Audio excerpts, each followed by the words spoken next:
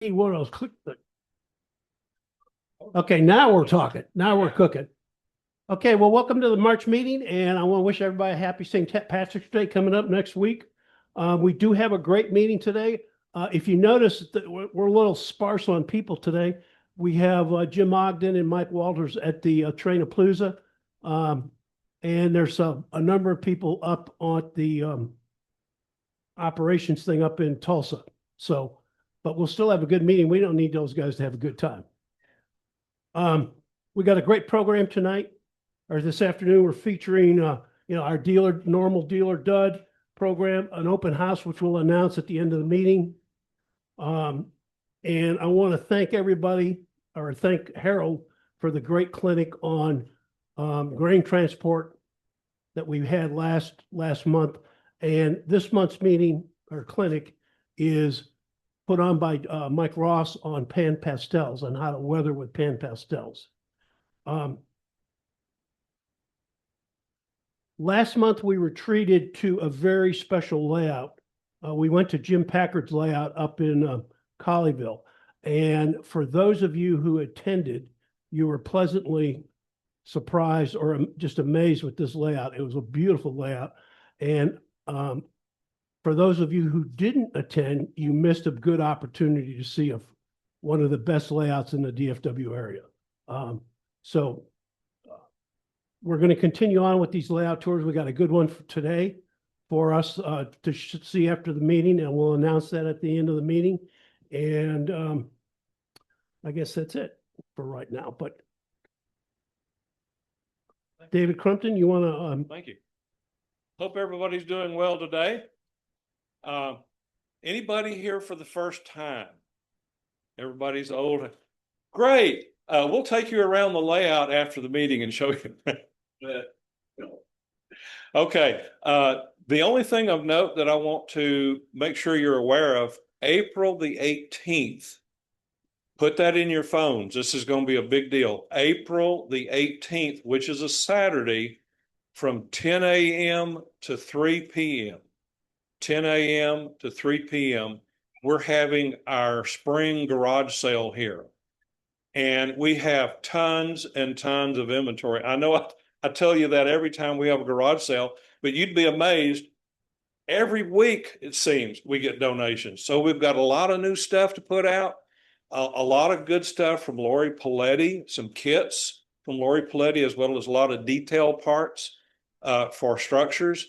So mark that on your calendars, and we'll remind you again next month before the 18th. But April the 18th, big deal. If you need locos, cars, structures, structure kits, anything. We even have a layout that was donated, roughly 6 by 12 in 3 sections. So we've got that to offer you. And remember, no unreasonable offer will be refused. Thank you, David. David Coranda, do we have any guests join, or could we see who's joining us from the Zoom feed? Yeah. Picture up on the main screen. Otherwise, look at the side monitor. Okay, I see. Maddie McCoy, is that? And Patrick Moore. No, it's Marty McCoy. Marty, the real okay. McCoy. Yep, it's a long ways away from the screen's a long ways from me. That's all right. 2020 DEFPOTEC. Welcome, and Patrick Moore, welcome to the Zoom feed. Hope you enjoy the meeting. Okay, I have the treasurer's report, and I want to caution everybody, even though our treasurer isn't here very often, he's up in Tulsa at this operating session. He is in town most of the time, just doesn't make it on weekends. We started the month of March with a balance of $23.63 and 20 cents. We did receive $3,078.13. The majority of that was the proceeds from the Plano train show. We spent $721.24, and we ended the month. We ended the month of February. I'm sorry, that should have been February 1st balance. We ended the month at 47.20 We still have our certificate of deposit, and it's at $23,556 right now. Also, the Texas, your board of directors has voted to make a donation to the Texas Western Model Railroad Club. So David Coranda, we have a $500 donation to the club. David Croton. Thank you for helping the Cowcatcher division and everything you do. There you go.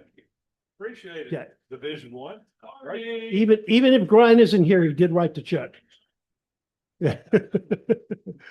As long as you feed the kitty, they're on the house. Thank you very much. You're very welcome. And here's your monthly fee too. Okay.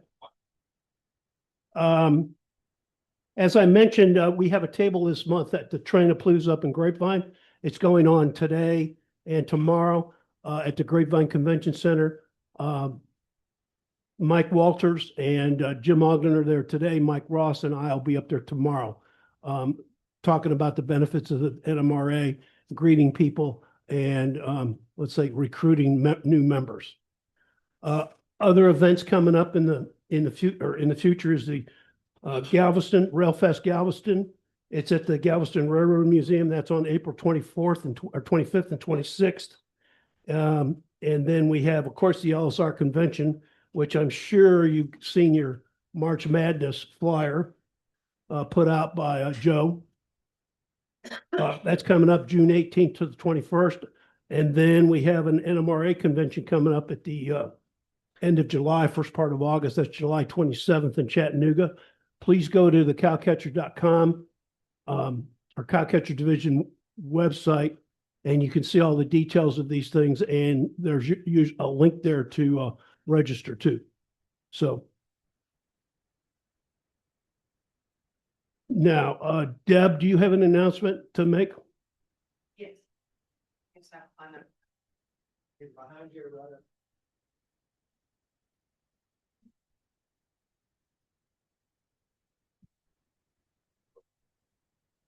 I just want to remind everybody that the LSR board elections are going on right now. They end on the 31st of this month.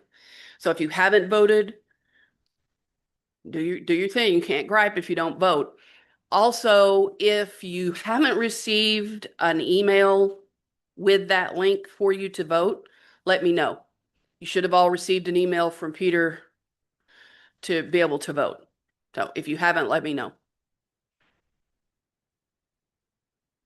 Okay, and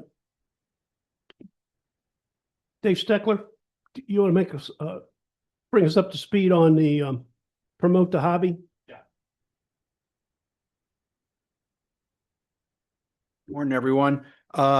In terms of coming events, Dick forgot to mention the weekend of the 28th and 29th, the Great Train Show is in Dallas.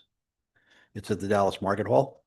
I think that used to be called the Great American Train Show. I don't know, it's the same thing. That's it. Thank you.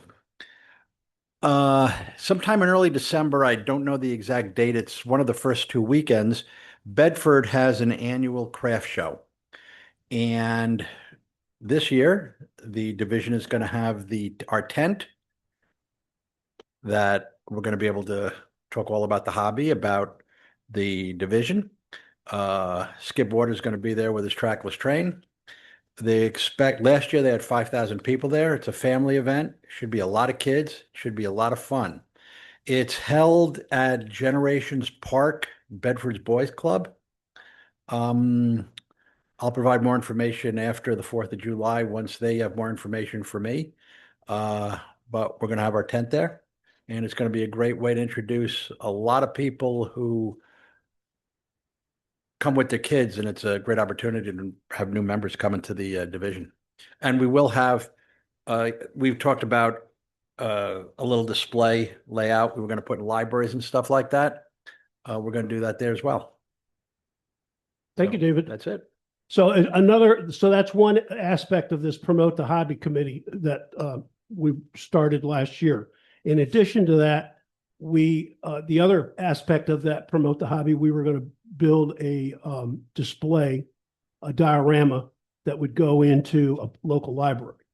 I don't want to bore you with all the details, but we've had a heck of a time trying to get a decent display built. We did order something from from China. It arrived. It was in millions of pieces. So we got our money back on that. I did reach out to a guy that makes displays.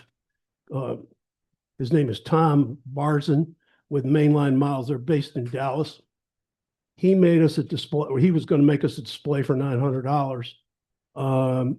It was being made, unbeknownst to me, it was being made in Wisconsin. So it was made and shipped down to us, and a forklift put their fork right through the display.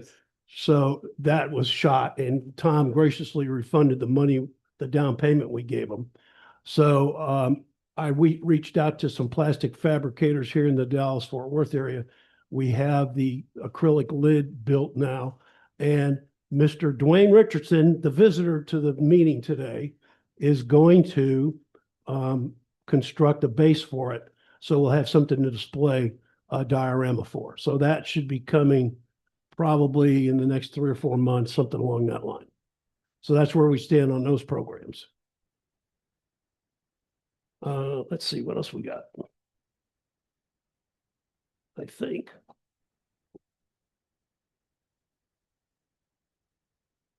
Okay, let's move into the announcement phase. Dwayne, you got any AP announcements?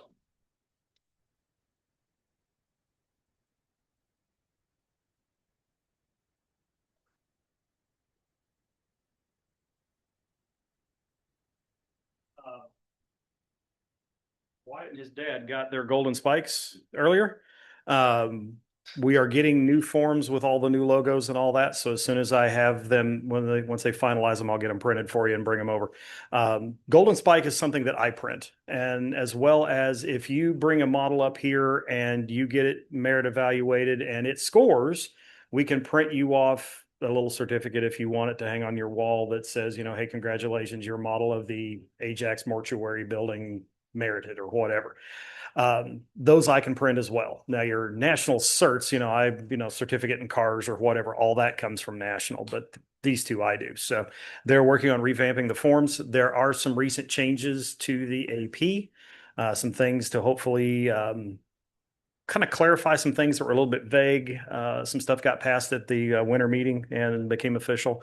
One of the things that they did is around prototype modeler. One of the requirements had been a passenger car or a caboose, and it was getting increasingly harder and harder for people to get involved with that if they weren't modeling something from at least the 70s or older, because nobody runs passenger service anymore, and most of the guys getting into the hobby are modeling current stuff. They want to model what they see. So the younger crowd that's getting in, they're not doing steam or early diesel, they're doing modern stuff. So cabooses are out, passenger equipment's out, and it was keeping a lot of people from doing that sort of thing. So they've made a couple of changes in prototype modeler. Those are out there on the site now. But if you've got any questions, let me know. And if I don't have an answer, I'll double check with the national and make sure I get the skinny straight before I pass it on to y'all. But there's also some talk that we may have a new AP cert becoming available too. So once that, I'll let you know that one once it becomes official. But there's some talk on a 12th certificate. So just to let y'all know. So is the AP program on a online now, so to speak? Oh yeah, it's always on your it's phone. on, On yeah. your phone? Talk about the app where you can Yeah, the use app on your not phone? yet, not yet. Okay. I got to talk to Speed about that one some more. I think we're still doing some beta testing on that one, but as soon as that is available, I will definitely let you all know. And maybe we can pull it up and we'll walk through it or something. But you will soon have the ability to pull up the NMRA on your phone and log into it, and then you can do all your AP forms right here. I mean, you'll pull it up. It'll already have all the basic stuff filled in. All you'll have to do is go in and tick a couple of boxes and whatnot. If I were getting something evaluated, I could hand the phone over to David. David says, yep, I judged it. Boop, there it is. There it is. Here's my number. And it'll take all that. Once you've got everything collected up, you can hit one button. It'll send it off to me. I can look at it and go, yep, sign the LSR certificate number to it, hit one button, and it goes to national. Just boom, boom, boom. So It's going to speed the process up quite a bit, make life a little easier, because that's always been the biggest complaint everybody has is filling out the paperwork. So they're working on trying to streamline that as much as they can. So that's coming soon, and as soon as we can get that in the hopper. Okay. There are some official rules now around 3D printing, and laser cutting is now also in there officially. And so if you got any questions around that, let me know.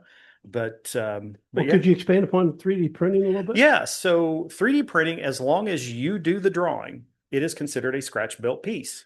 Obviously, there's different ways you can go around 3D printing a model when you're trying to do something. And I'm gonna pick on Eric here. Eric made some really nice, highly detailed ore cars, and they look great. The problem is when you print them, it prints in one piece. Now, there's some structure now around, you'll get a little bit of credit as far as construction goes in the drawing side of things. It's still not probably going to be real beneficial to try to print the entire thing in one go. You're still going to want to actually build something, because unfortunately, if you take construction, you got to be perfect in everything else to just hit the minimum score. So, because construction's worth 40 out of the 125. So you've really got to nail construction down.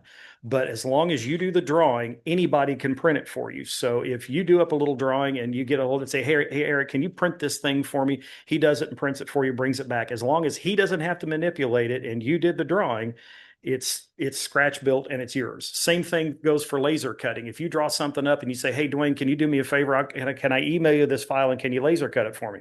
I'm happy to do that. Not a problem. I bring you your parts. It's still scratch built as long as I don't have to fool around with it. So used to be when they first did this, and I know I've blazed the trail on lasers and have the scars to prove it. Used to be you had to do the drawing and you had to run the machine. So I had friends who were, I'd really like to get this laser cut, but I need it to be scratch built because I need it for the AP. I said, well, I'll tell you what you do. Come over to the house and I'll show you how to run the laser. So they'd bring it over, they'd load their thumb drive, load their file up and say, okay, have a seat. All right, click open, click this, go grab your file, open it up. Now go grab this, go grab that, set this here, set that there, do these, this, and this, and this. Now hit print, select the laser, walk over there, hit the little magic green button. Congratulations, you've run the laser. But with the 3D printing coming along and things like all these services where you could send a file up, have them print it for you, then it became a, well, what's the difference kind of question. And, they got thinking about it and they finally made it official. It's been official for a couple of 3 years now that as long as they don't have to manipulate it, it would still count as a scratch built part. Now it's officially in the letter of the law kind of thing. So, but there are a lot of things that are there are a lot of things that are changing in this for the better. It's for all the folks who've got one. I can already hear everybody start warming up their keyboard complaints. No, we're not making it easier. It's just clarifying a lot of things and allowing some of the more modern modelers to take part, like in Prototype Modeler. So more to follow, like I say, on the possibility of the new certificate. They're still talking it over. But if you've got any questions on any of the new rule changes, definitely hit me up and let me know. Yes, sir.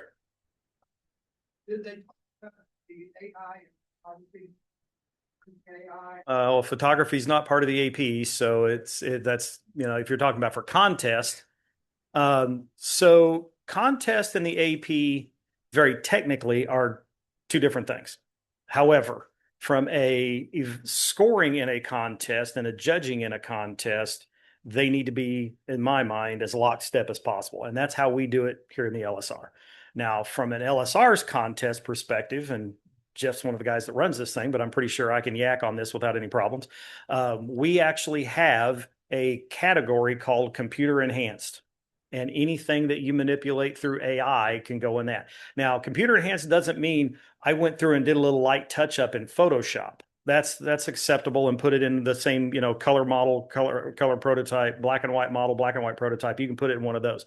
But it's computer enhanced originally came along as I took this photograph and I've made it look like a stained glass window or a sketch or a oil painting or whatever.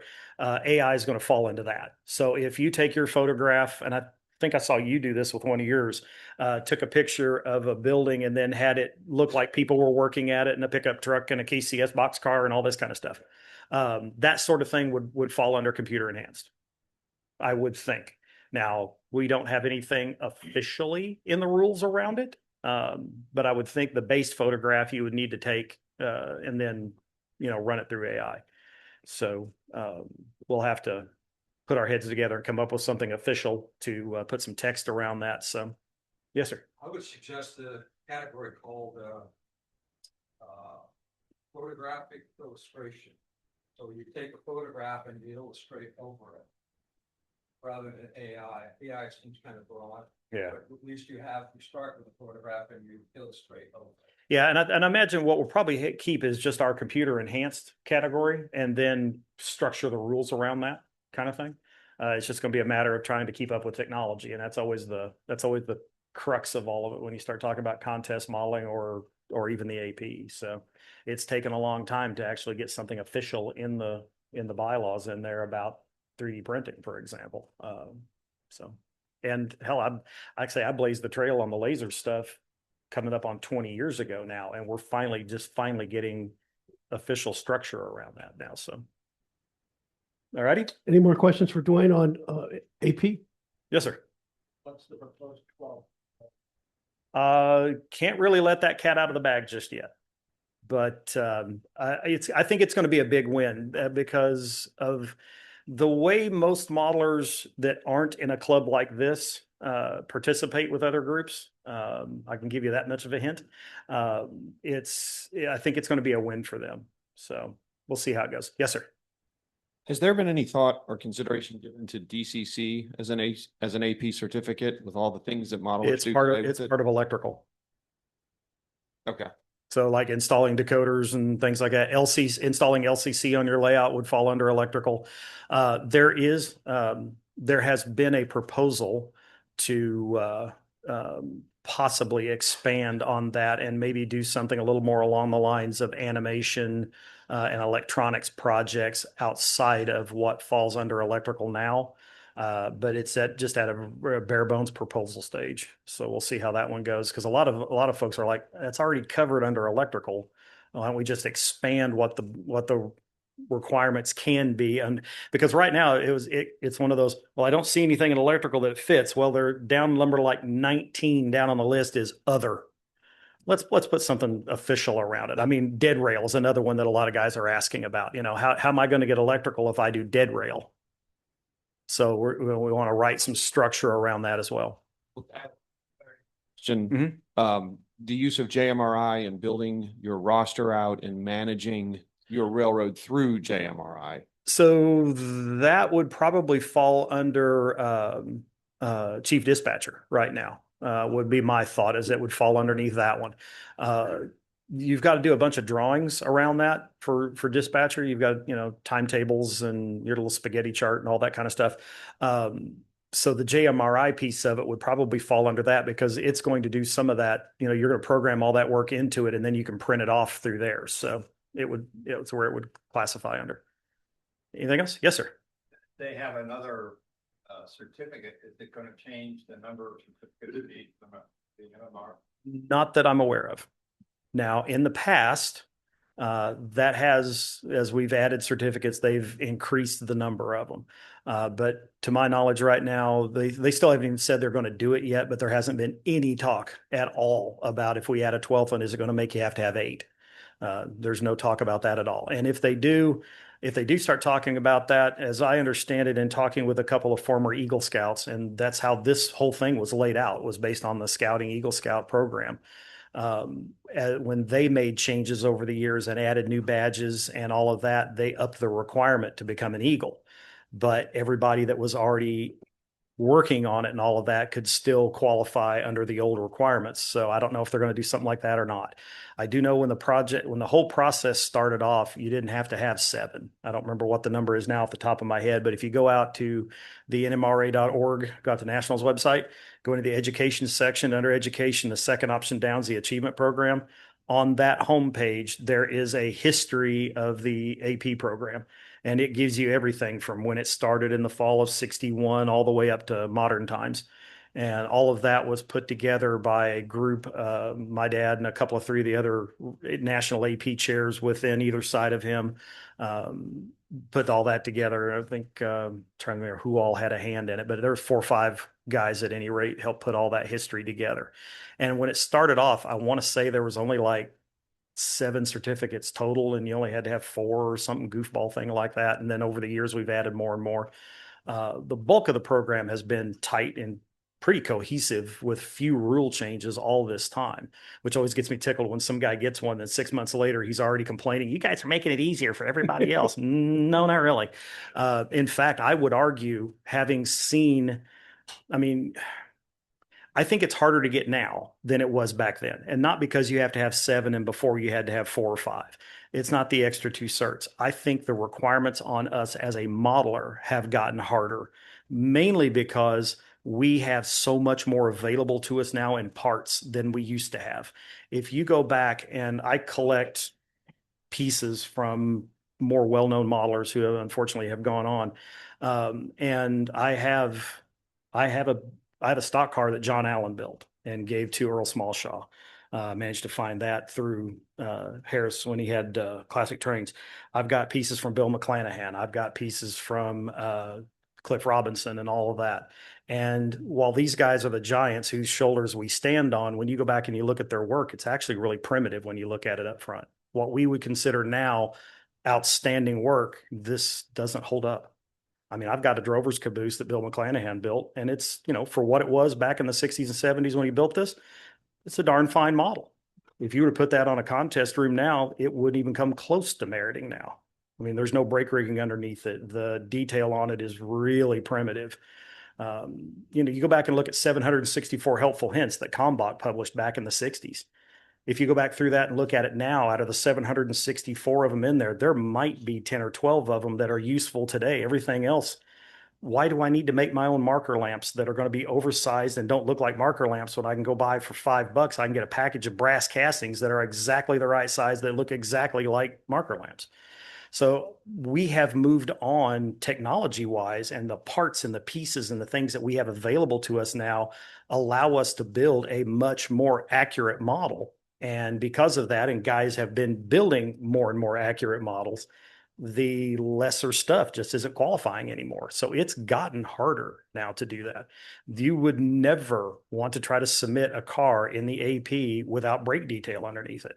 And yet, if you're going to bring it up here and run it around, or run it around on your home layout, I wouldn't put brake rigging underneath it. I mean, I run older stuff, so I'm doing truss rods and all that. So a lot of my equipment on my railroad, you'll see the queen posts, the needle beams, the truss rods, you'll see an air cylinder underneath it, and that's it underneath there, because everything else is just a part to shake loose, fall off. And chances are it's going to fall off in that tunnel back in the corner that you're going to have to wait for your grandkids to come over and squirrel their way back in there and reach back in there and try to find the part. And of course, it's going to fall on the track and cause a derailment and leave your layout hose for weeks, right? So if I'm running something for operations, I don't want anything underneath that any more than I have to.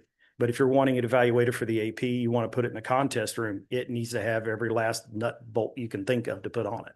Just because guys like Russell and guys like David and guys like Jeff and yours truly, we're going to be doing that for sure. Because we want the highest score we can get, and we also kind of want bragging rights over our buddies that we got the plaque and they didn't.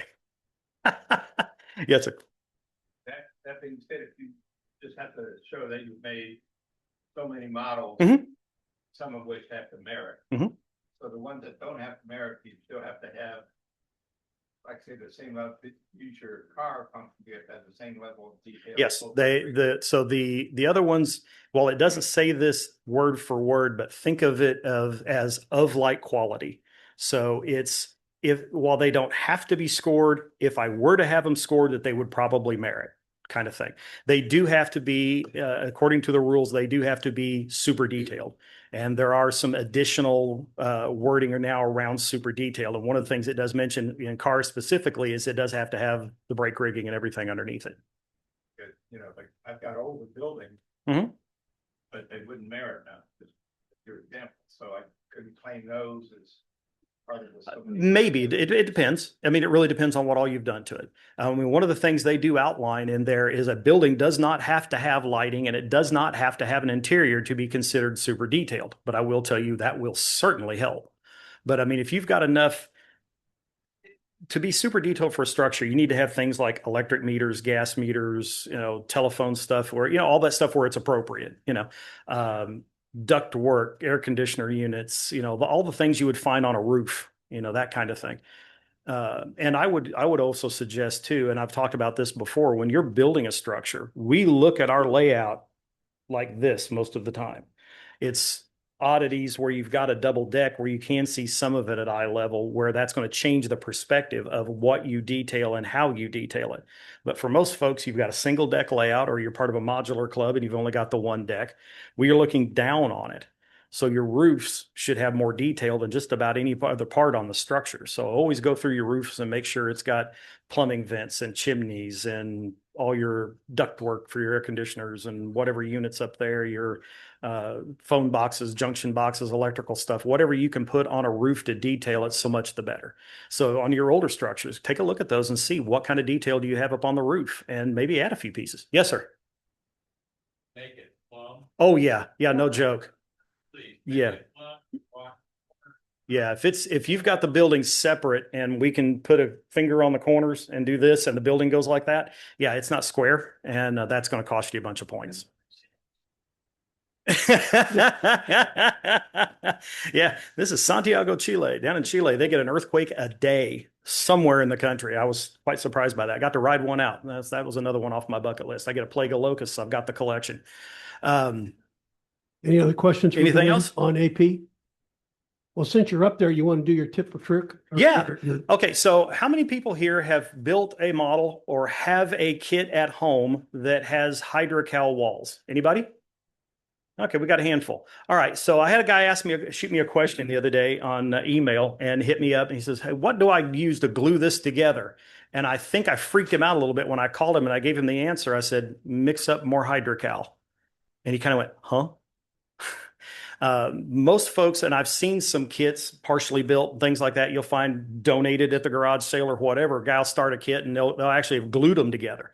Honestly, if you're putting a hydrocal kit together, the best way to put it together is with more hydrocal. Mix up a little bit, wet your two walls down, and put a little bit of hydrocal in there, slide it up in there, brace it up so it stays square while it dries, and go for it. You'll have no glue seam. You'll have no when you squeeze out. You can clean it up real easy, and it doesn't affect the hydrocal to a point where it won't take stains or paint or whatever like paint can do, and it'll make a very strong joint. So there you go. Thank you. Mhm. Okay, so let's talk about your layout. Is anybody having problems with anything on their layout and they need the advice of the experts in the room? Eric.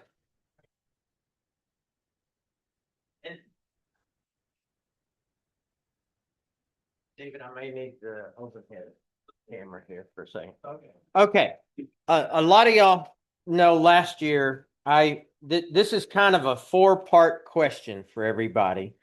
Last year, I showed everybody this thing to make corrugated tin roof out of aluminum foil. Okay, and it's a 3D printed part. And my first question is, has anybody made tin roof out of aluminum foil?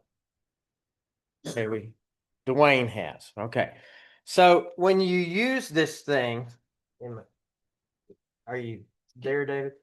When you use this, you just basically put a piece of tin foil through there, and then you run it through, and what it gives you is it gives you this corrugated aluminum on the other side. So my first real question is, okay, you're going to come in and you're going to cut this thing to make it to where it's like, for HO scale, you've got a 8 by 4 foot panel. So once you've got that, it's warped. How do you get rid of that warp? I don't need a little. Okay. What do you use? So aluminum foil tends to be a little too thin, and you have that warp, and it's hard to straighten it back out without flattening the corrugations because it's a bit fragile. Yeah. So I have brought some material up here before called Cinefoil. It's Okay. a really, really heavy duty type aluminum foil, and it's black on both sides. Cine, as in cinema, they use this to black out things on sets, both in stage production and in film.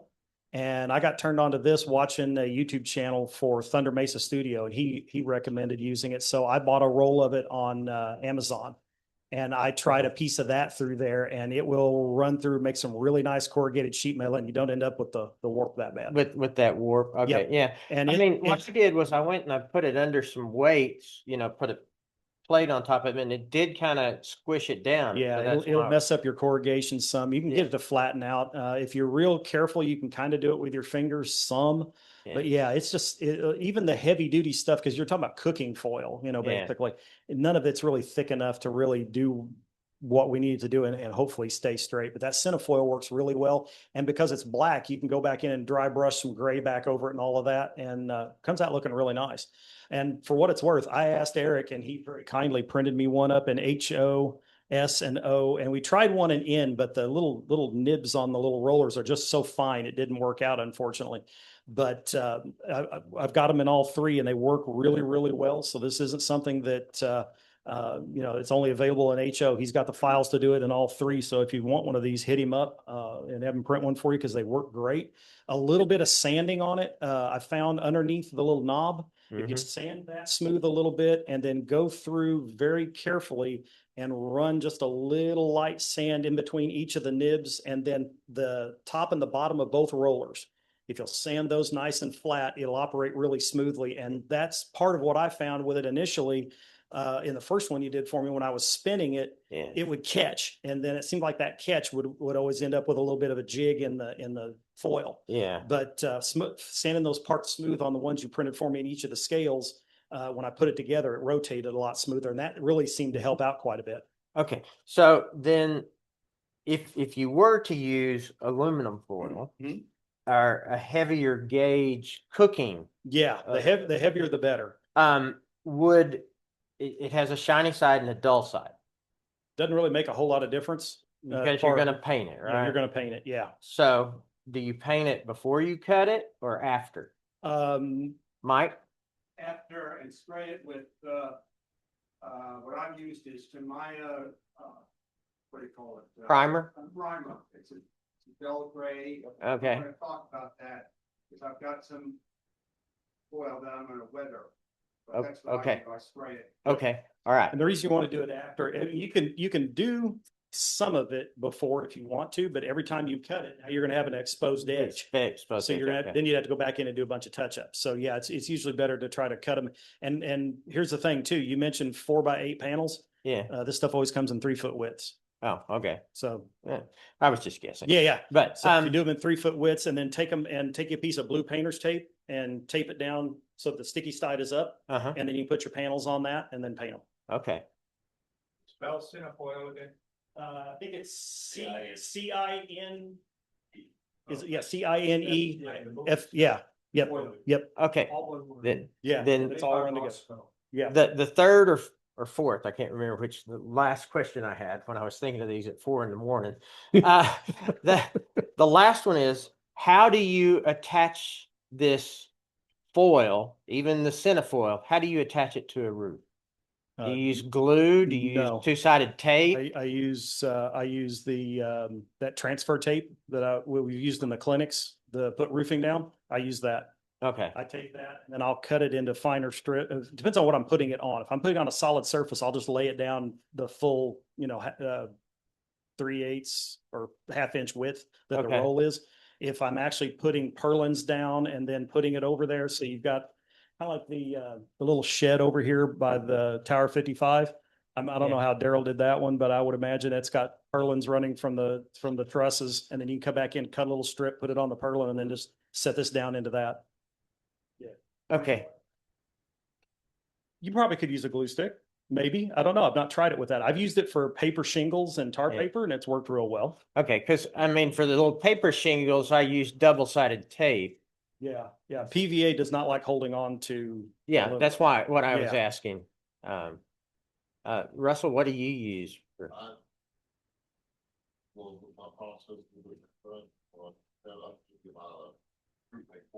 Yeah.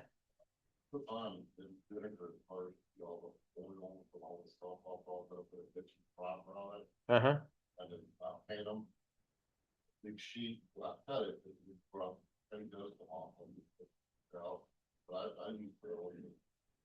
Just Gorilla Glue. Okay. All right, Mike. Yeah, and I like the idea of a glue stick. Yeah, I've used, canopy glue, which dries clear. Spread a little bit with your finger, just don't get it at the very edge. The other thing I've done is, Scenic Express sells,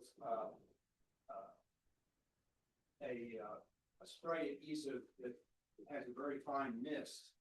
And I would lay it on a piece of, newspaper, spray over it, pick it up with my finger, place it down carefully, and overlap. Okay. Well, All right. And for what it's worth, I just looked it up on Amazon.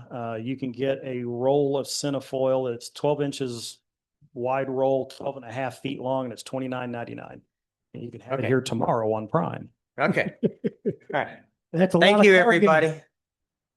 How about any other issues some people having with their layouts? Questions for the experts in the room? Anything else?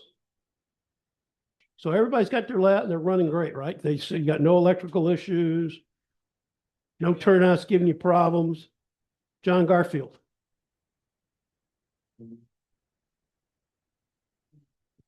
I've got one minor electrical issue on my buildings. One, let me explain. They are connected by the power that goes to the turnouts. However, they've worked fine for years and years and years. One set of buildings will work just fine and they'll stay on. One set of buildings in the same circuit will stay on for 10 seconds, then flash. Stay on for 10 seconds and then flash.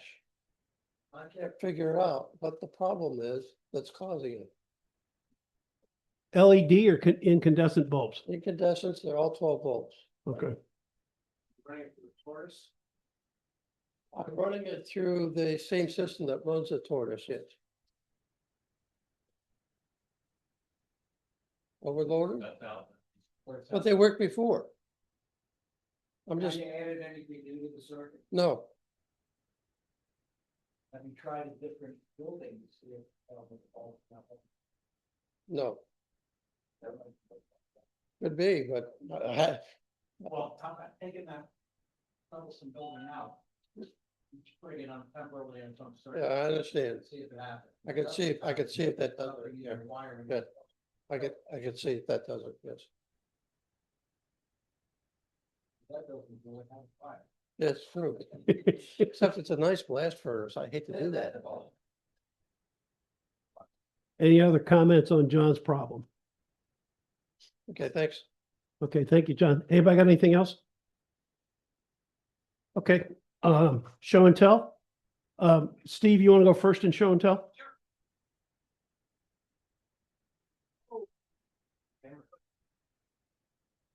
Yes, thank you. Yeah.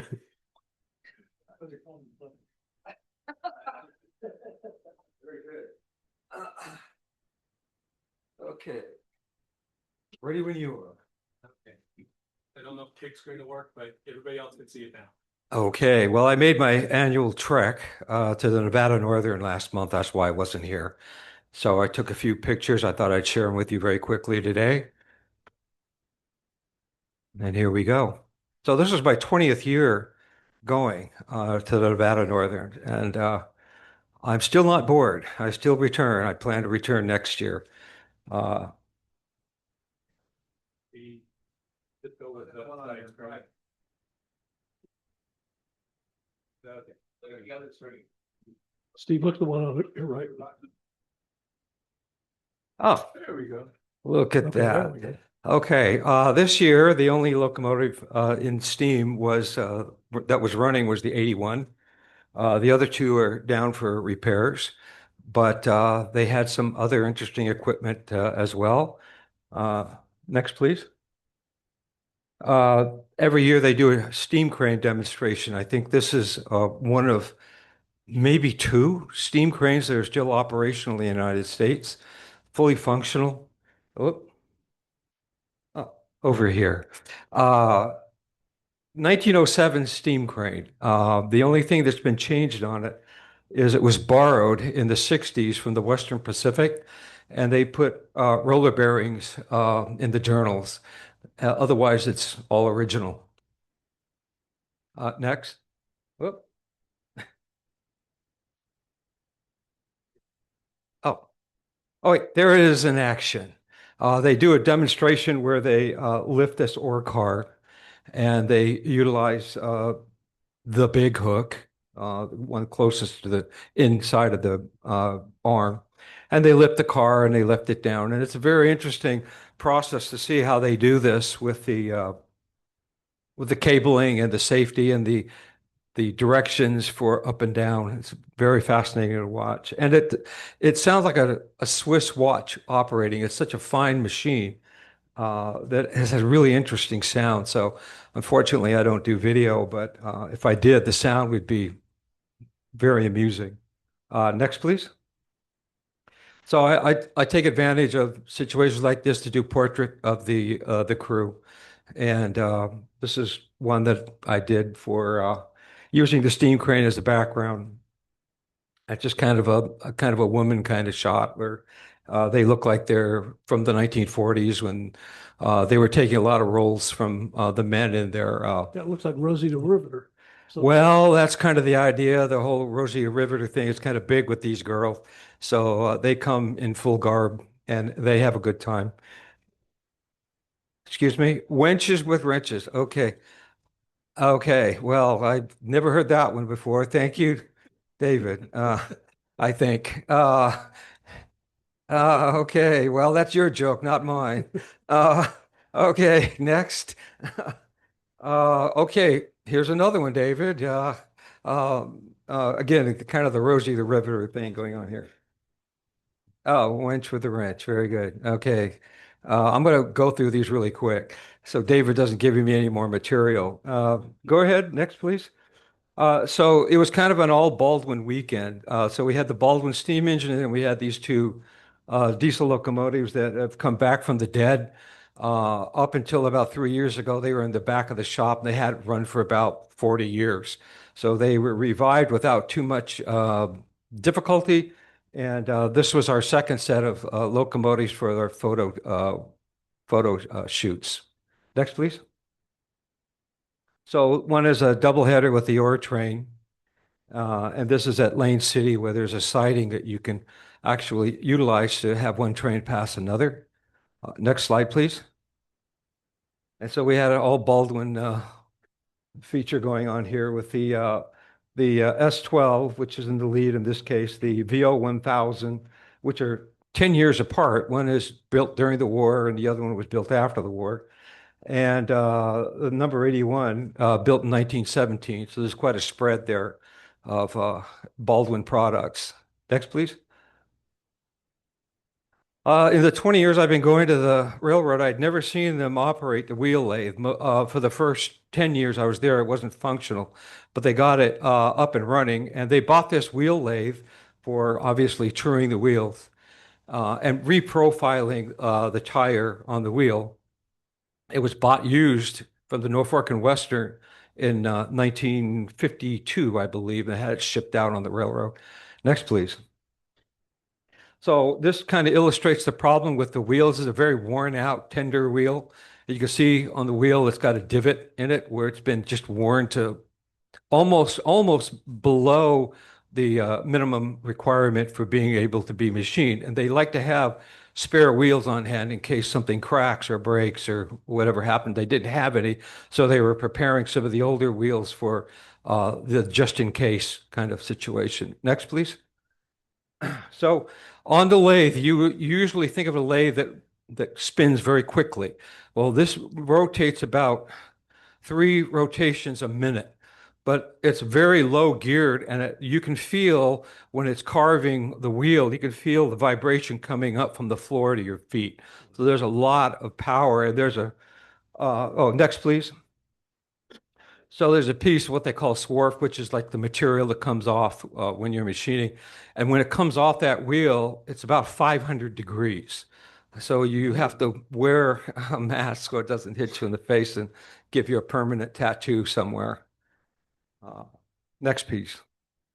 So that's the gauge that they utilize to put the profile, the correct profile on the wheel.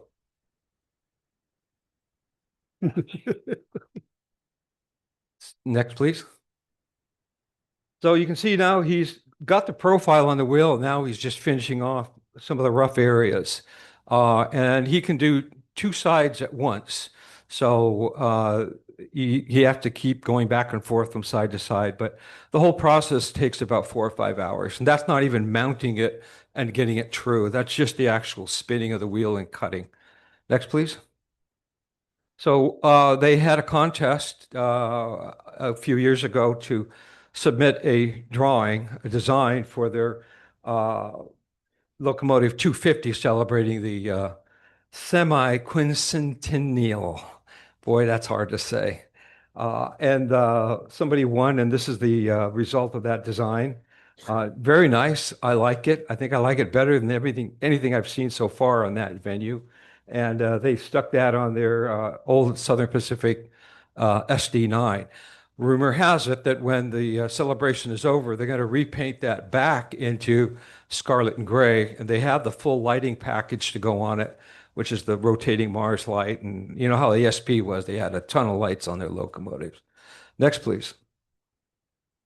And we discovered this new area to shoot from across the field. And I was kind of disappointed the fact that the sun had gone down and it wasn't hitting this part of the track any longer. But I think the silhouette shot actually kind of works much better than Cool. and it's a total fluke. It just happened, and I made kind of a nice shot. Next, please. Oh, that's it. Thank you. Steve, is that thing open to the public? The The railroad? railroad, yeah. Oh, of course, yeah. Photo shoot that you went through. Oh, yeah. You have to pay to play. Of course. It's an extra fee, and you get 3 days of constant photography. So we have a night shoot. We do all kinds of things. So you could have a run of the place. The machine shop is open to the public. You can go there anytime and take a self-guided tour, and it's open to the public. And I think that's free. So it's the events where they have that scheduled photo shoots that Okay. you have to pay for. Thank you. Russell, you want to?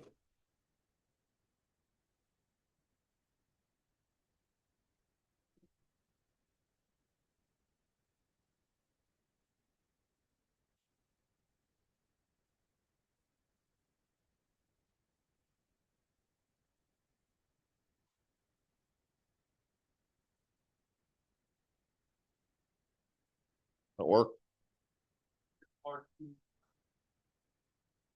Right there, sign. Here, hang on. Put it up here. We can export.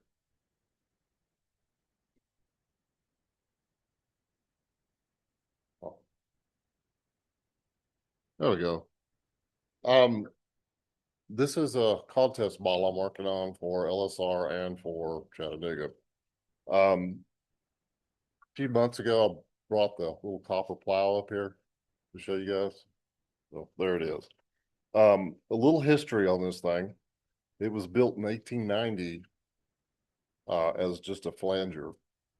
In 1911, they had severe snowstorms, and so they add the plow to the front of it, and then on the flat car they put the walls up, and they ran this till 1951 until it derailed. I believe it's called Lizard Lit Pass or Curve or something like that, and it derailed there, and that's where they left it. And then they eventually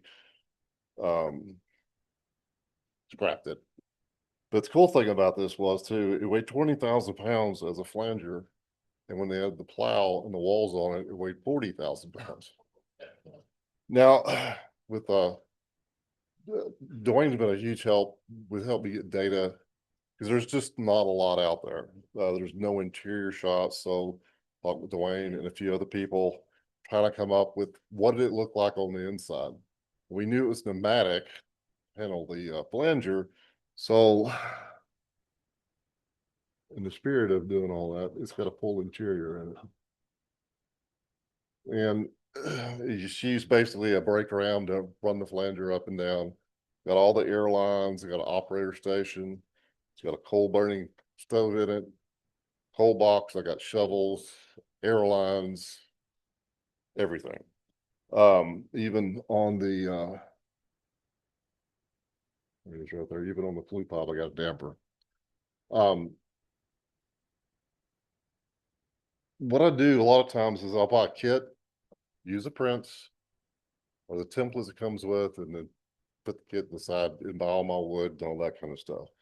But the level of detail with, like doing a contest model is insane. It's a hell of a rabbit hole you could put yourself down into. It even has cinders on the top of it, like Dwayne goes, just take a graphite pencil, grind it up, sprinkle it on there, you're good to go. Only parts that I used out of the kit itself was the headlight and the airlines that came with it and the castings, and that's it. Everything else is scratch built out. It's probably got 20 coats of paint on it, believe it or not. Try to get the depth and the weathering and all that stuff involved in it. Rio Grande Southern.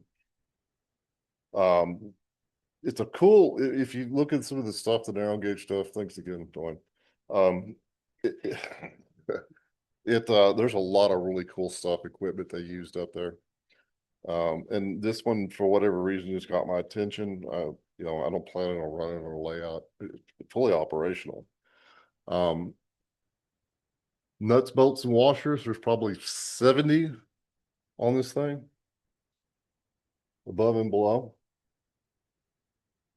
Support rods, all this stuff. Just takes time. I got about 200 hours in this little thing. It's got the glass in it. We get to look at a lot of pictures out there. There's a ladder on the back of it, but you can see where their toes kicked the glass out, so they just boarded over. There's an actual picture of that where the window was kicked out of it. But anyway, fun build. I'm hoping it does well, because we're going to LSR naturally, and then definitely in Tennessee, we'll do some good with it.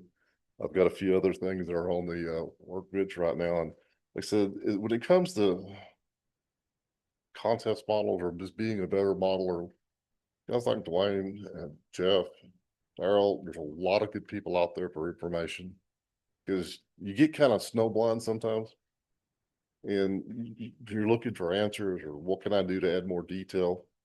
Ray Bauer drives me a little nuts about some stuff because he's super crazy about detail. I mean, if you even look on the flue pipe, put the damper on it, but it's also drilled out where it's a hollow piece of pipe that's made out of a piece of styrene.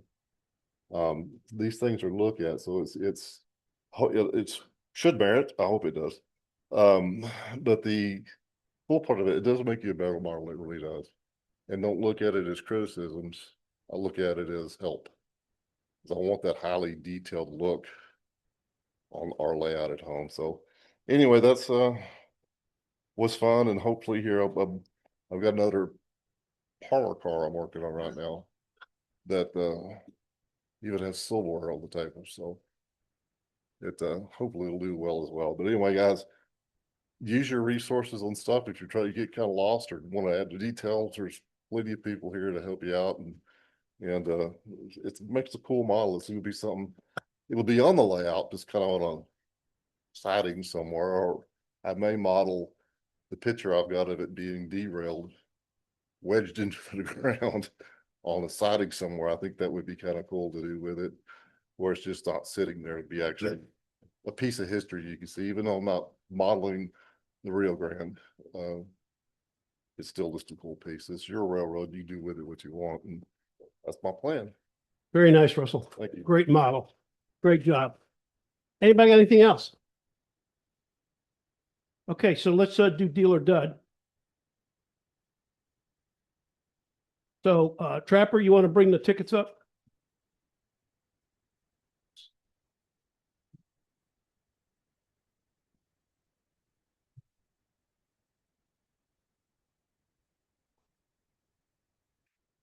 Everybody got their tickets in?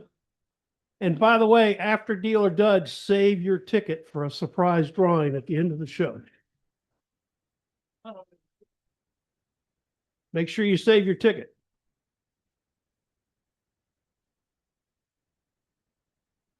$623.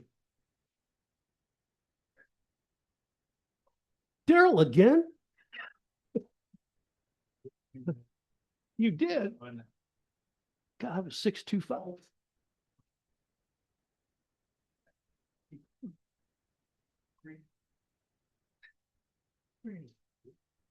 Yeah, you don't have to walk away with the box.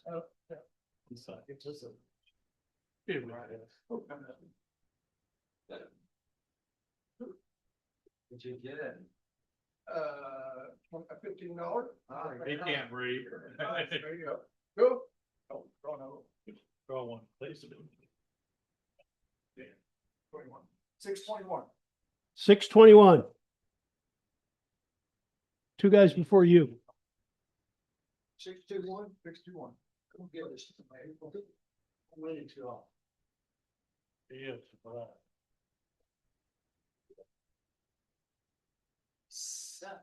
621. Which one you want? Which one you want? One. Well, we'll just open it up. All right.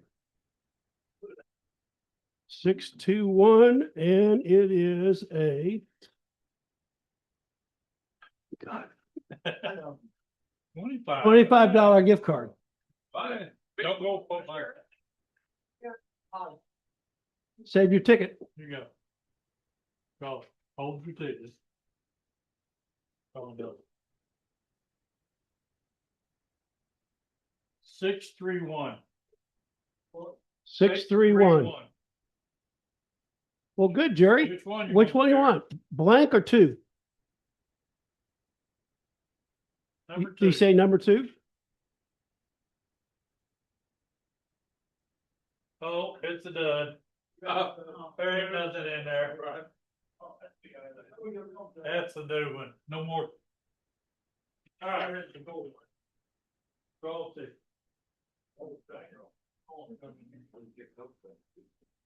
There's the punch.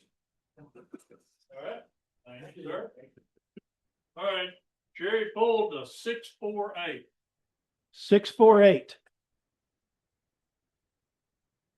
648. Somebody got it.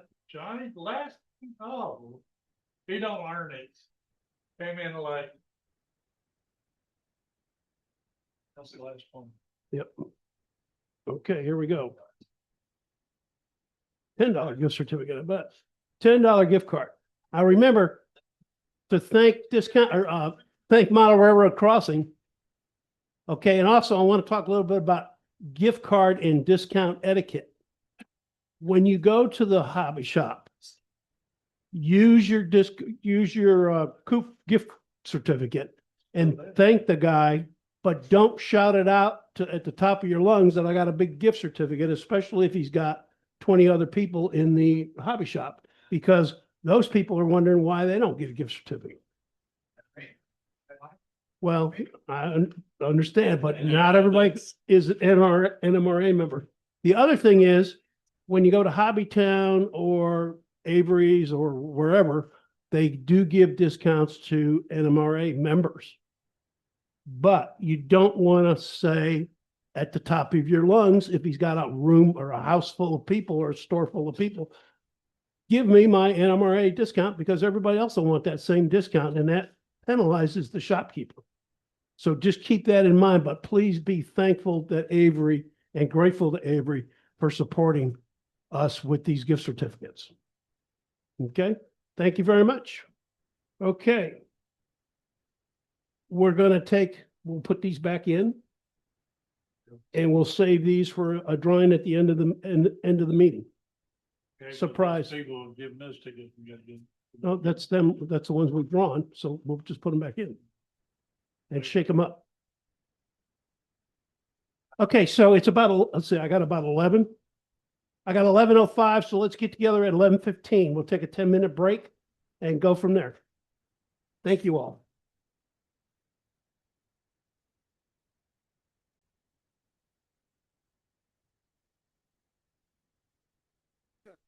first photo and see if we can get that far through the slide deck. Oh, that's great.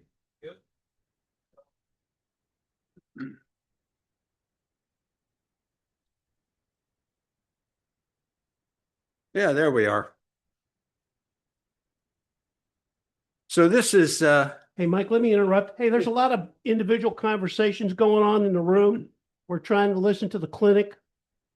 Could you kind of grab a seat and pay attention? so many of you have visited my layout, and you'll recall this scene. It's sort of a source of the major coal traffic for the Virginia Railroad, and it's one of the signature scenes on the layout. And visitors seem to congregate around it. In fact, Dwayne is here. I want you to know how I was really honored when Dwayne was impressed by this structure. And that's one of the things that pushed me into filling out the paperwork for the MMR. And what you're seeing, of course, is the finish. You're not seeing every stick of wood underneath it. And that's why finish is so much a part of the scratch building and the construction scoring for the for merit awards. Now, I've been around model railroading a long time. A lot of us have. And there are a lot of ways to finish models. Jim Packer's not here, but I'll bet there's still some of us here that remember 410M paints. Anybody remember 410M brand paints? And of course, Floquil paints and other paint brands. And I even have in my collection a little can of tie stain with real creosote in it. Smells, and I save it as a souvenir. But things sometimes change for the better. And Pan Pastels are one of those things. And what I'm going to do is give you a little introduction about what Pan Pastels are, and then we'll do some actual weathering with Pan Pastels here, and then I'll show you some more pictures of models that were done with it. So in the early 1900s, a fellow by the name of Roger Malinowski started a company called Stony Creek Designs. He produced truly exceptional structure kits in O scale. And in the early 2010, he began experimenting with these Pan Pastels. And that's how I learned about it, Pan Pastels, from seeing his comments. Pan Pastels are actually one of the latest developments in the art world. And I've adopted Pan Pastels for multiple indications. In fact, I've replaced paints on most of my modeling with Pan Pastels, and I now use largely stains and Pan Pastels for finishing. So other than the windows on this, which were spray painted just with rattle can white, but then weathered further with Pan Pastels, this structure is all done with Pan Pastels. Now, Pan Pastels themselves are not new in the art world. Basically, it's pigment mixed with some sort of binder. Liquid paints are just pigment dissolved in oil or petroleum products, or acetone for true color paints, or water for acrylics, and so on. So on the second slide, Pan Pastels go back to prehistoric times. These are cave paintings in France, which is literally just ground clay or rock that the artist painted on the walls. And another one in the next slide. The word pastel itself means, if you think about it, it means soft or delicate shade of color, pale in color. You know, any boxcar structure that's been out in the sun for a long time fades in colors. Even a brief time, they get a pastel appearance. But in the art world, pastel means a powdered pigment mixed with some sort of binder. So it can be made into sticks or crayons or whatever. Prior to Pan Pastels, this new technology, the technology really hadn't much changed since this time. And in fact, in the next picture, this guy experimented with Pan Pastels, Leonardo did. So historically,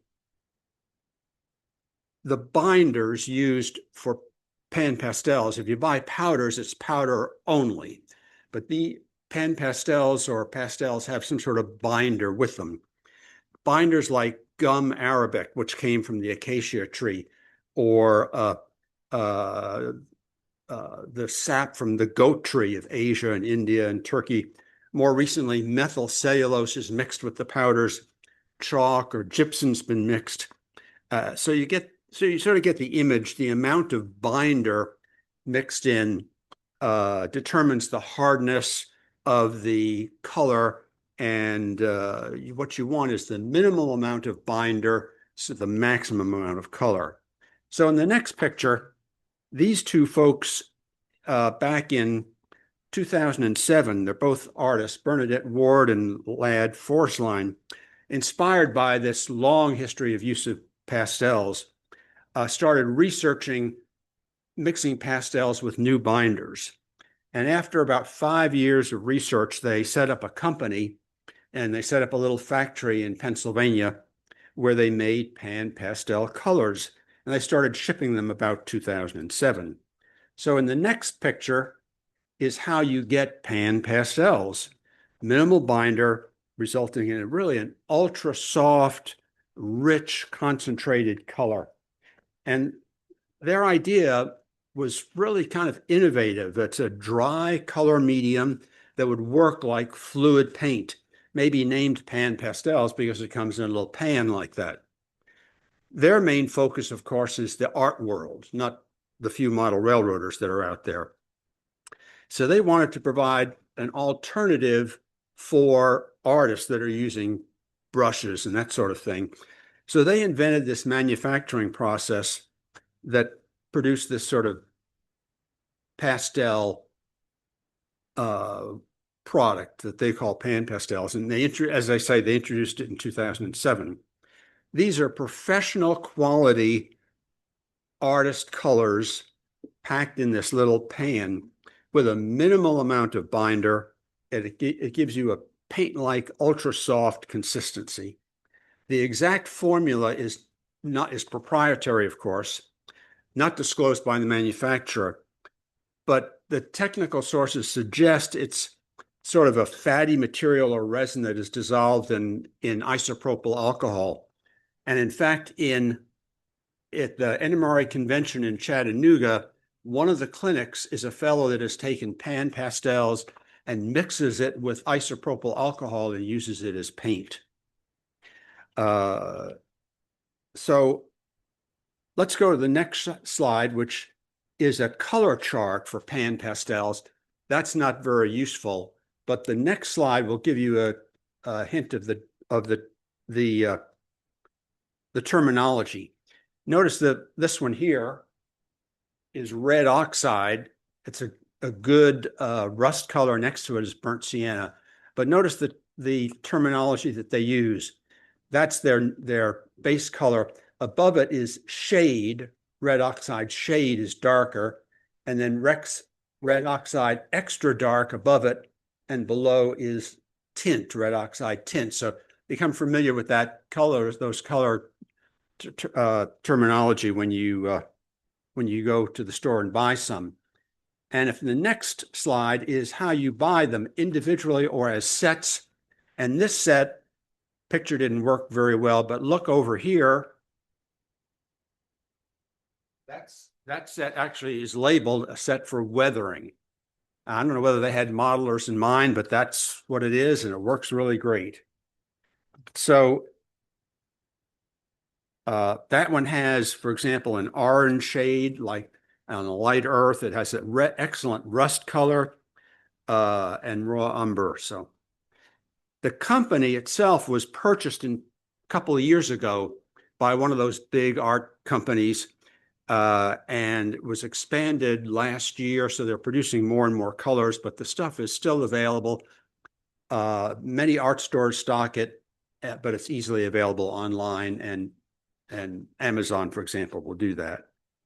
So since this is made for artists, in the next slide, they offer a set of applicator tools, which they call soft, S-O-F-T-T, large or small soft knives this isn't really necessary in my opinion. They also offer sponges and erasers. And in the next picture is even small brushes that you can use. Now, for us, the thing to remember is that Pan Pastels will stick to anything that's got some bite. Paper, cardboard, wood, plaster, and the next picture, starting to see models. This is an O-scale, one of the Virginian hopper cars, the big 6-wheel truck hopper cars. You know, Dwayne is always, where is Dwayne? Back, is always harping on us to reduce the bright, smooth color that comes with painting or decals or ready-to-run cars. This, on the right side, you see the cars that comes from the factory. And our advice up to this point has been, say, overspray it with a fine mist of the car color, in this case, black. Here on the left side is just covered with black Pan Pastels, and you can see how nicely it has softened the color. Similarly, in the next slide, you see on the left is a little bit more of the car, and on the right is the virgin car, if you will. Dr. Mike, Yes, sir. a light coat of adult or anything on, they had additional. I put Delcoat. It's a good point. I sprayed this with Delcoat first. It helps. Because it's not absolutely required, but this, of course, was a gloss color. So I sprayed it with Delcoat first. Good point. I'm sorry. Does that give it a tooth? Gives it some tooth, something to bite to. So I'm going to switch to this thing right here. Can we do that? I'm going to do some weathering for us to show you how it's done. And the first thing we're going to do is weather some strip wood. There's some strip wood.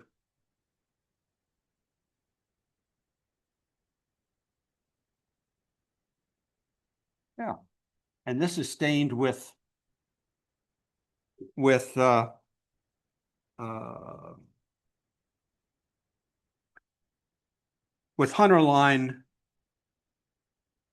Hunterline driftwood, but any of the stains that produce that slight silvery color would work.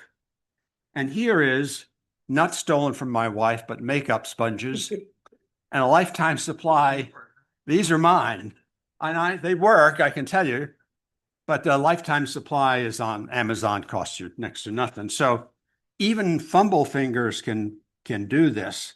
A little bit of this on the, and then you take the strip wood.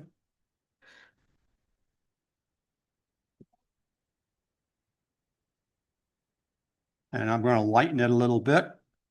And let's do another one. And I'm using blue here because that initial mine was the blue coal mine, hence blue. I'm using blue here because I'll never use it again.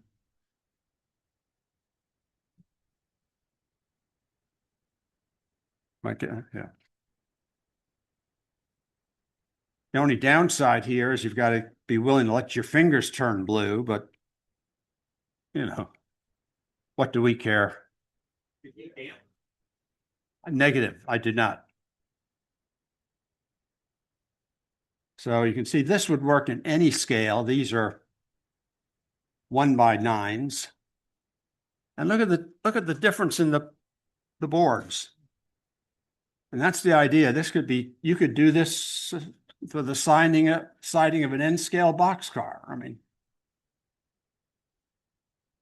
So it goes on just like paint. just like paint, and it bites and it stays there. It has a binder. How about that? Let's pick something else to do. I'm going to do several things here quickly and then show you some more examples from my layout. That's just so David doesn't get angry at me and I don't stain his thing here.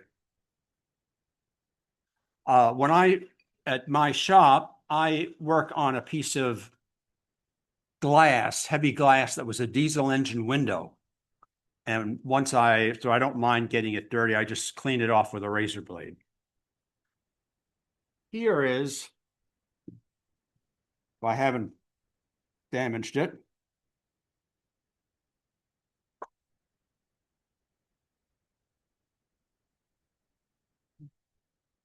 an air compressor. So let's take, and I use just brushes, different brushes. What I'm going to do is take a small brush. Let's start by adding some rust color. Let's add some rust color around the smokestack. And down the side a little bit. How's that? And I'll tell you, I wish models were made with tires, separate tires, and separate wheels. But you know, when you buy these castings, they all come, and you've got to carefully try to paint the hub. So let's add some dirt to the wheels.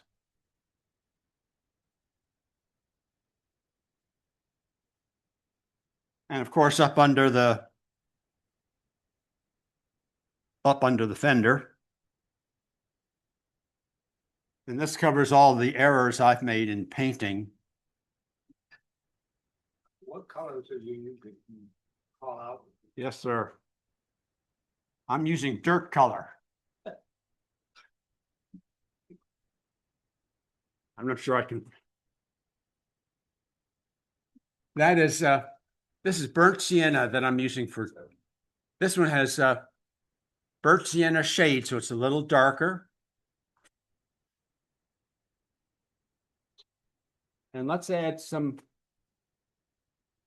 let's just dirty up the whole thing.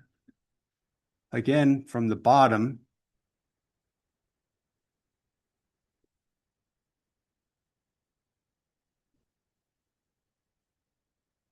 That may be a little heavy, so you just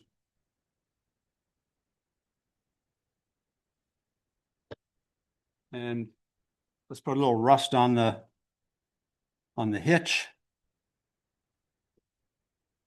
and on the fender. And now that'll look a lot better on the layout, a lot more realistic.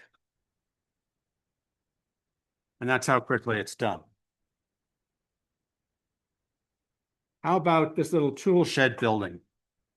This building, other than the base, which I spray painted because it had so much laser cut, burnt on it, is done entirely, entirely with Pan Pastels. The gray is gray Pan Pastel over the driftwood stain. This is red oxide, and to satisfy Dwayne here, we need to put some splash up on the bottom of the walls, and there you are. It's a nice job, and even the I don't know whether you can see, they probably doesn't show, but these hinges were done, and the rust was done with rust-colored Pan Pastels. Did you do the trim as well with pastels? Yes, sir. Yes, with a red oxide color. You use a small brush. That's right. Well, I cleaned it I did it with a sponge first before I applied it. And while we're on the topic of roofing, here is aluminum foil roofing material, if I can get it out.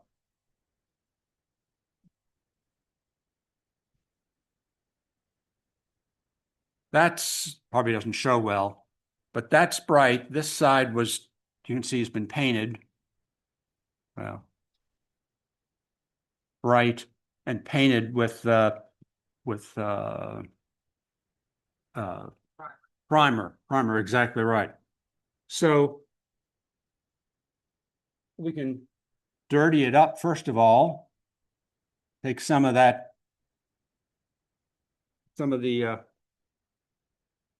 sheen off of it. Let's add a little bit of rust. This is going to be the lower part. And brush it in. Or you can actually make just one area a little bit heavier. Brush it in. And then sometimes if you want to, if you want to show the effect of rain has cleaned off some of it, you can use pastels as a stick.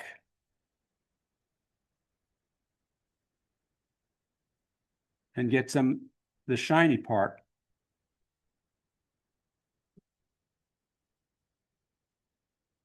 I'll do another one here.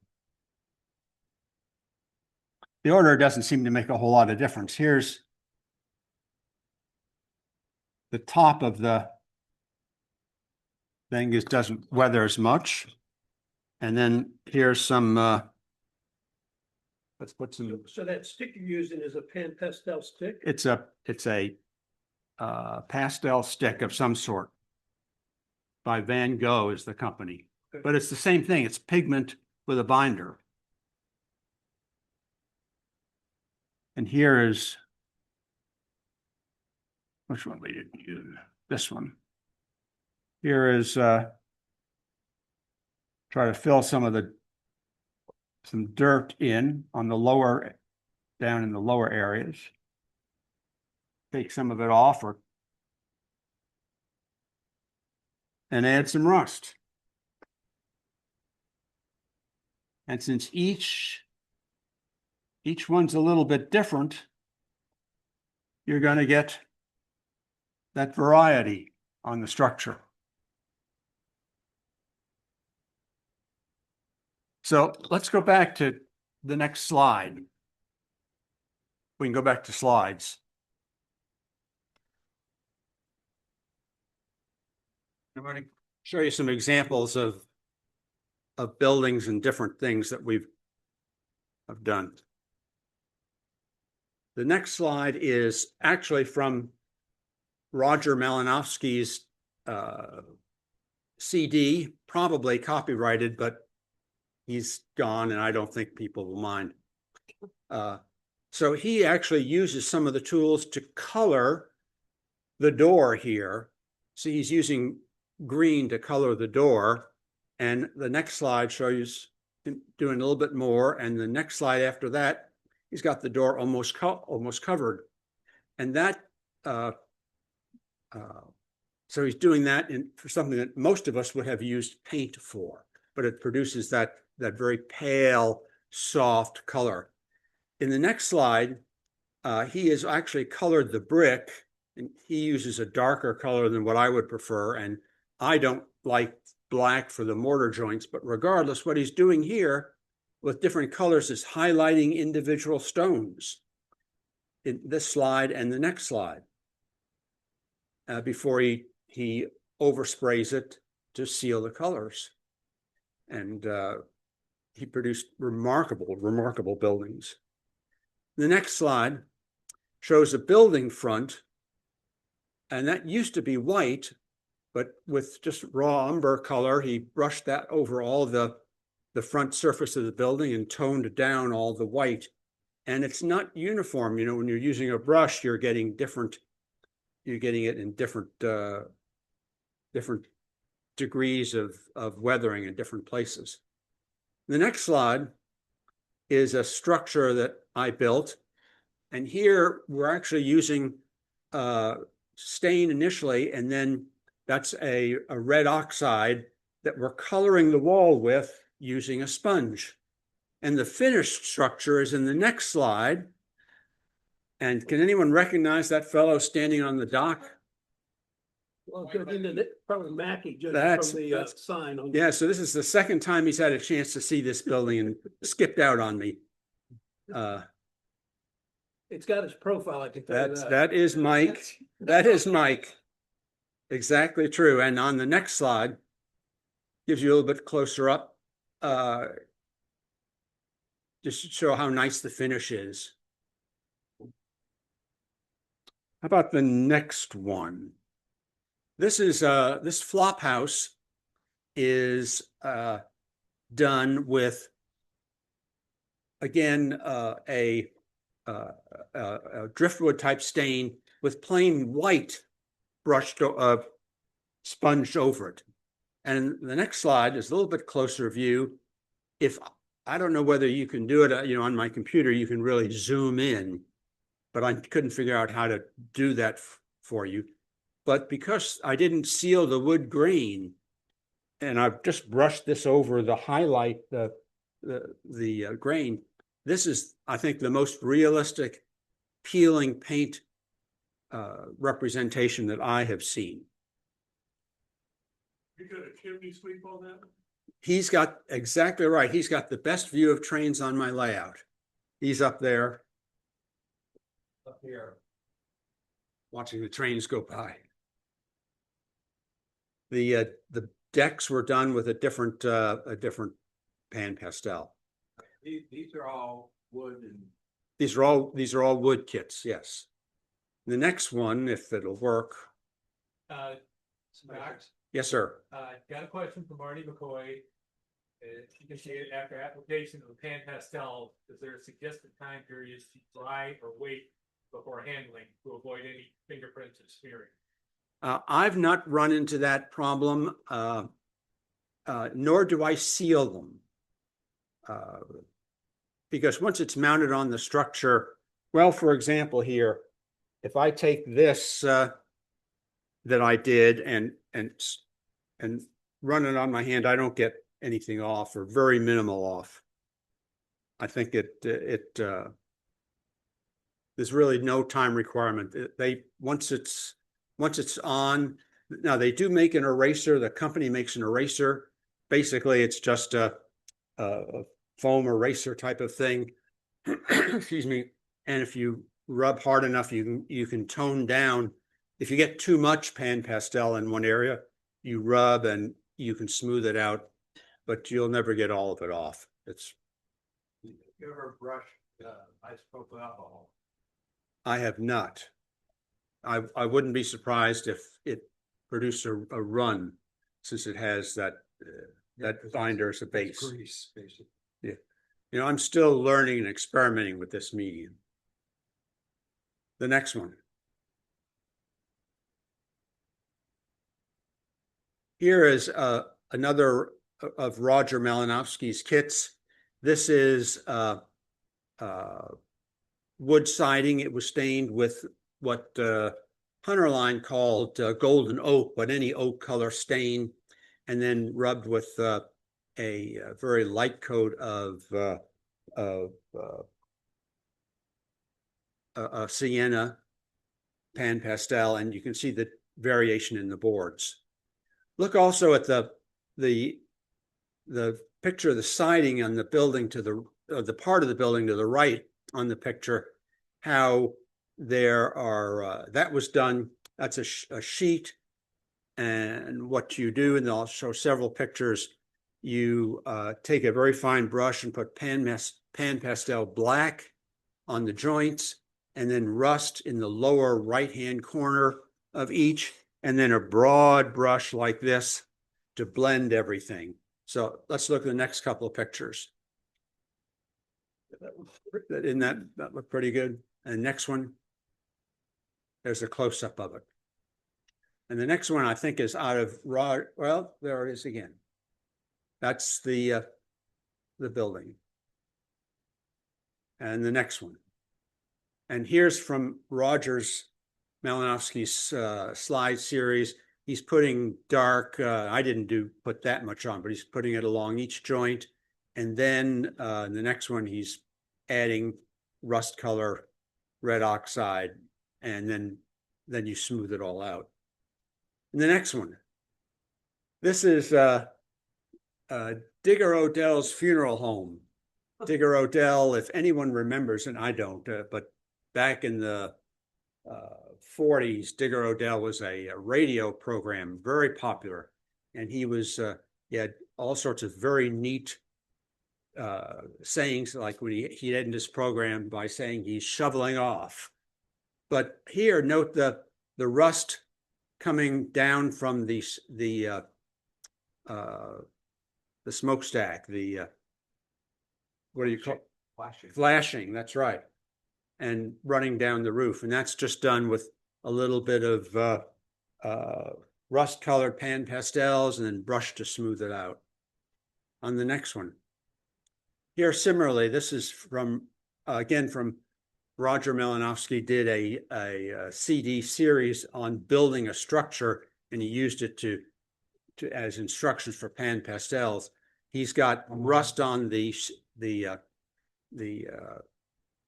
around the base of each of the smokestacks, and in the next one, he's applying it, and on the next one, there's the brush, and he's smoothing it out to blend it in. On the next one, and his version of a corrugated roof. Next one. I'll skip that one. This is a tool shed, again done with sort of a sienna finish. And next one. Here's the another kit. This is an old-time diner, and that's the annex back behind the diner. Individual boards, again done with an oak stain and one of these raw umber pastels. And on the right-hand side is the kitchen part of that restaurant done in green. And notice again, those are individual boards just over a base, and you can see the variation in the colors. Next one. This is another mine on the layout, again done with individual boards, and you can see the difference board by board on some of the siding there. Next one.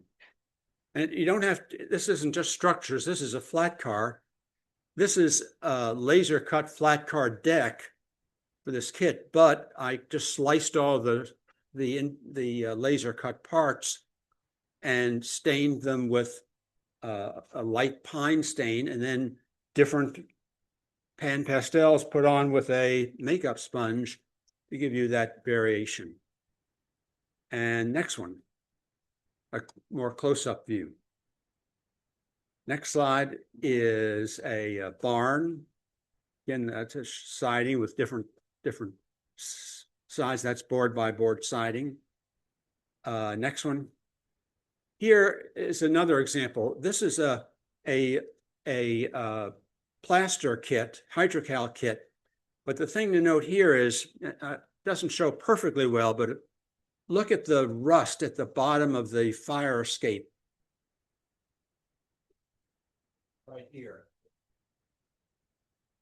That was done by taking this color, which is burnt sienna, and just brushing it on there, and you get a very realistic rust color. That's the type of thing you can do with pastels. It's almost impossible to do with a liquid paint.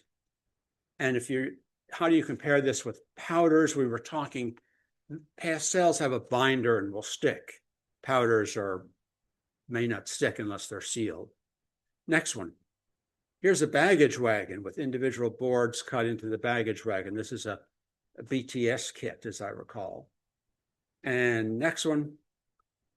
Now, I've never done this, but other people have actually used pastels on their scenery. There's no reason why you can't use it on rocks. And I think the next one is the last picture. This getting back to that mine. So I ask you a question. Is that realistic? Is it realistic? When you think of it objectively? No, it's not really. You can't see, it's unlikely that a real building will have that much variation, unless, maybe a new board installed. but most structures are going to weather uniformly. That's not realistic. But none of us complained about it. Because I think what we have here is not necessarily exact realism. This is art.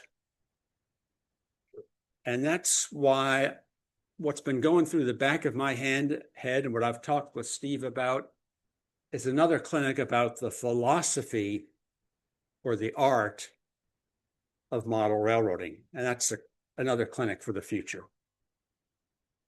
Now, open for questions. Yes, sir. The Odell funeral home. Yes, sir. Was the siding Pan Pastels or was that? That was stain.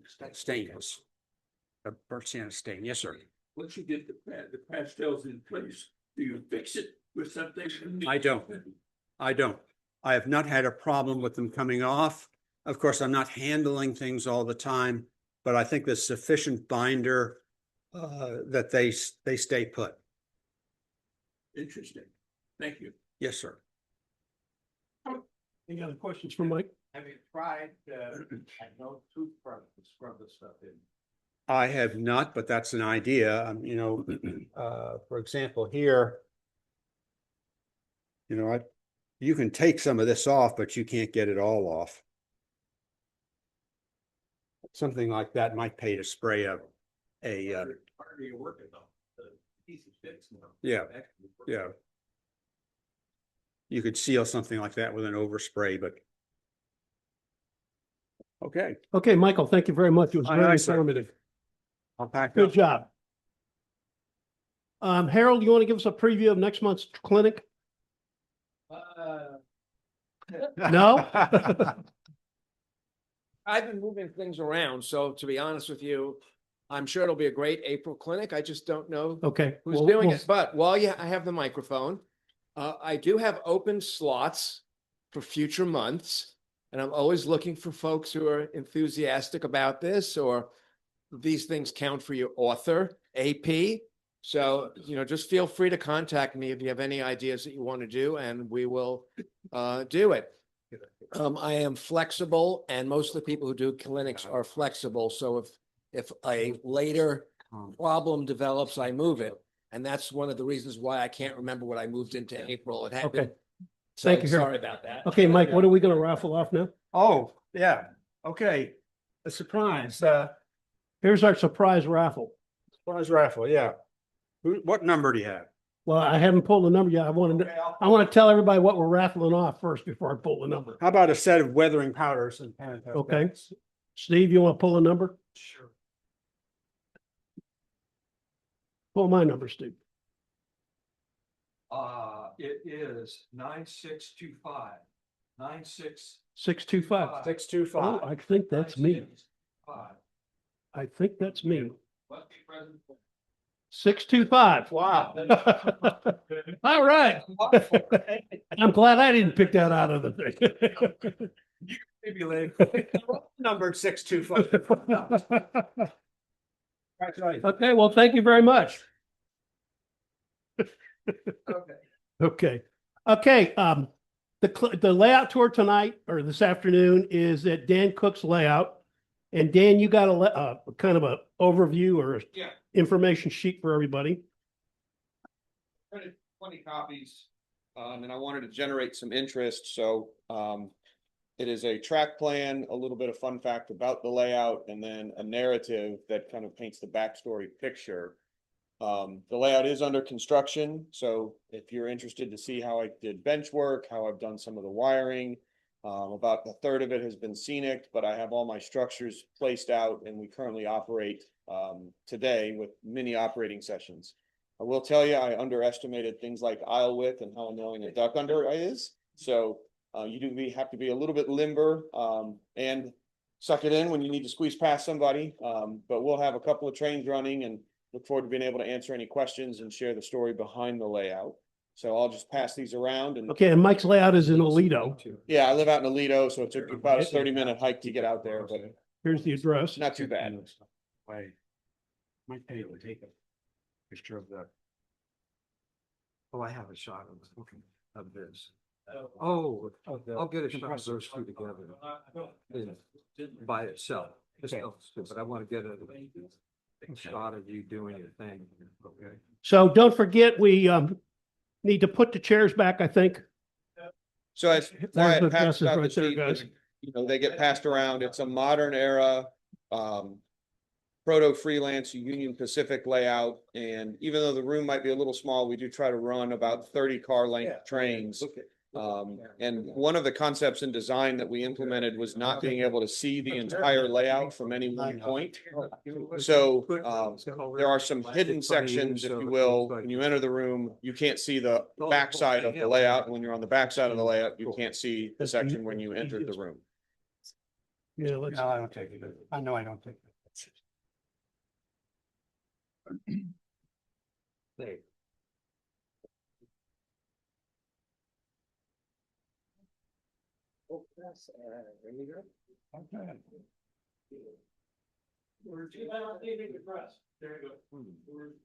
One more time. Okay.